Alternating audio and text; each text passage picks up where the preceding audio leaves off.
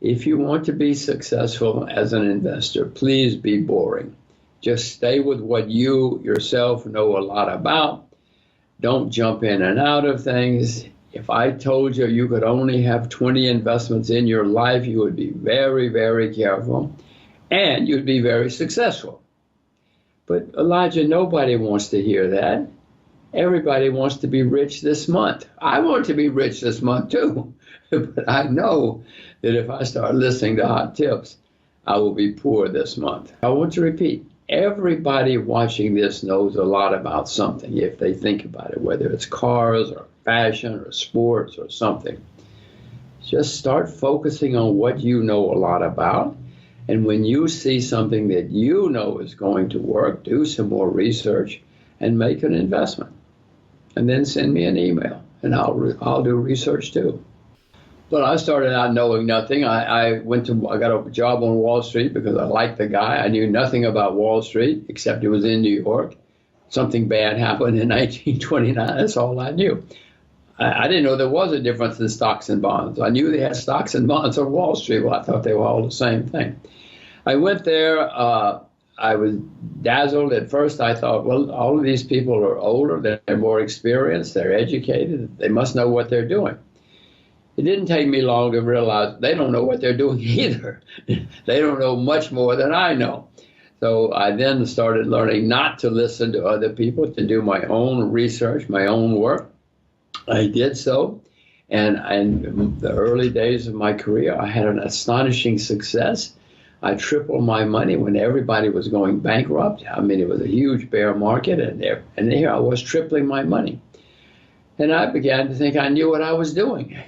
I thought I was smart. I thought this was easy.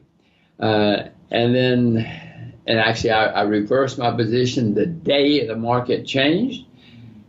I said, "God, boy, I am really smart." Well, 6 months later, I'd lost everything. I lost everything, Elijah. So I realized I was not so smart. I realized there was a lot I did not know. There was a lot about the markets, about human beings, about money. So it was a shock. It was not fun. I had to start over, and I did. All I knew to do was just keep saving my money and starting over. And I did, and eventually I got it right. But with a lot of hard work and not listening to other people. I hope you said that in 10 years we're all going to own nothing and be happy. As long as we're happy, Elijah, who cares? Doesn't matter if you're happy. You don't care if you own 1,000,000 acres or if you own 0, if you're happy.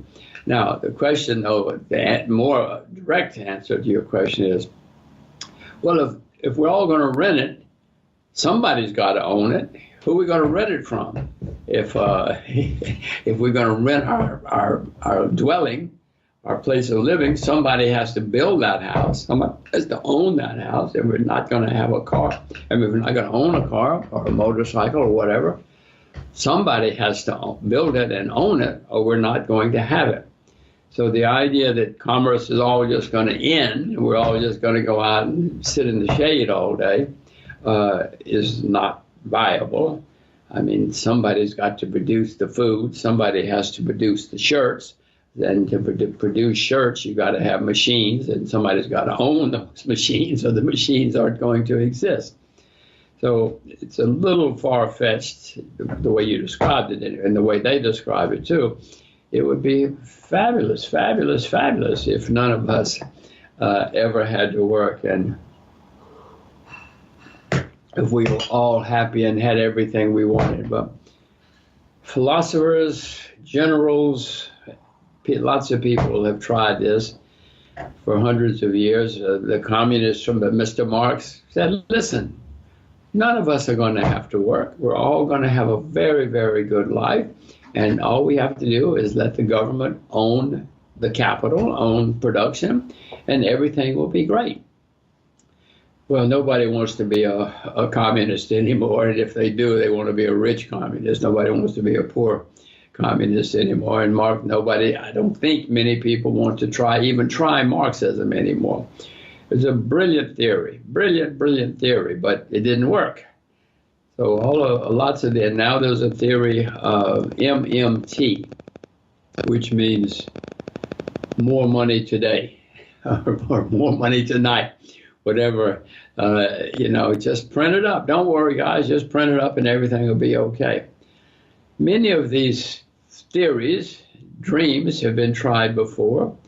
So far, mankind has not come up with a viable way that works. But I certainly hope that this all works, that none of us have to own anything. None of us have to have debts. But Elijah, I will ask you again, where's it going to come from? Where the bicycle is going to come from? Where's anything going to come from? I read what you read. I know about the metaverse. I read about all of this stuff. And I say, hooray, hooray. When can I move in? When can I move into this place that is going to be free? We've had these theories before. Every time there's a big bull market, a lot of people come up with dreams of how rich we're all going to be, how we're not going to have to work anymore. But so far, Elijah, none of them have panned out. If this one is going to work, fantastic. But history shows that none of these things have ever worked. And how do we all rent things unless somebody is producing them? I don't see any other country. The 19th century was the century of the UK. The 20th century was the century of the US.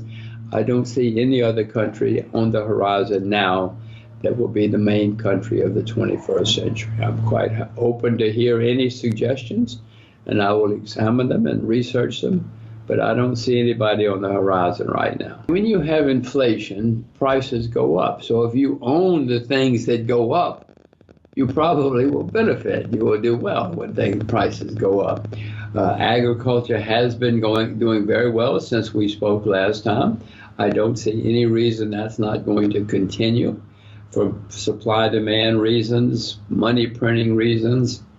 Certainly, silver is cheap on a historic basis. Silver is down 50 or 60% from its all-time high. I would suspect that there will be demand for silver. Solar power uses silver. Electric vehicles use silver. Speaking of electric vehicles, it seems we're going to have electric vehicles. Electric vehicles use much more copper, for instance, than do gasoline vehicles. So many of the things that are happening in the world are going to cause huge increases in demand. And increases in demand, especially when there's no supply, causes price increases. I mean, we haven't been opening a lot of copper mines in a long time, Elijah, but we are now building huge numbers of electric vehicles. They use copper. Where's the copper going to come from? Mrs. Yellen?